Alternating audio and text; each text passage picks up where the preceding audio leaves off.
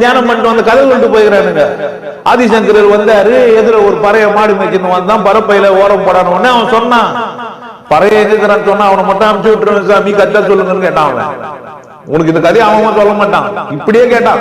என்னன்ட்டு சங்கரரே நீங்க நோவு பண்ணி பிடிங்கிட்டு நோவு உட்காந்து தேர்ந்து வந்துக்கிறீங்களே, அந்த பரப்பையன்னு சொன்னீங்கல்ல, அந்த பரப்பைய எங்கிறான்னு சொல்லுங்க, நான் பண்ண பண்ணல நம்ம அவனை சொல்லலாம். உடனே அவன் காலில் விட்டு வந்தவன் சிவன்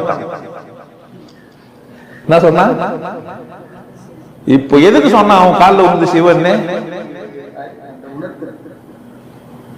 அப்படி கிடையாது. அப்படி சொல்லிட்டா பிரச்சனை முடிஞ்சிடும். நானும் பெரியால் அவனும் பெரியால் ஜாதி அப்படி புரியுதா? ஒண்ணு திட்டீங்க நீங்களும் நானும் ஒண்ணுதான் சமன்னு சொல்லிக்கணுமா? கால் வந்து நீ விசேஷம் சொன்னோமா? ஒரு பறையினா நான் எடுத்துப்பேன், விசேஷமாக்கிடுவேன். எல்லா பறையினும் அந்த மாதிரி இல்ல. கரெக்ட் தானே? செனக்கிட்ட கரெக்ட் தான். ஜாதியில போறதுனால ஒருத்தன் உயர்ந்தவன் ஆக முடியாது. நீ பறையனா போந்தாலும் பாப்பானா போந்தாலும் செட்டியார போந்தாலும் நான் ஜாதி இல்லாம போனதான்.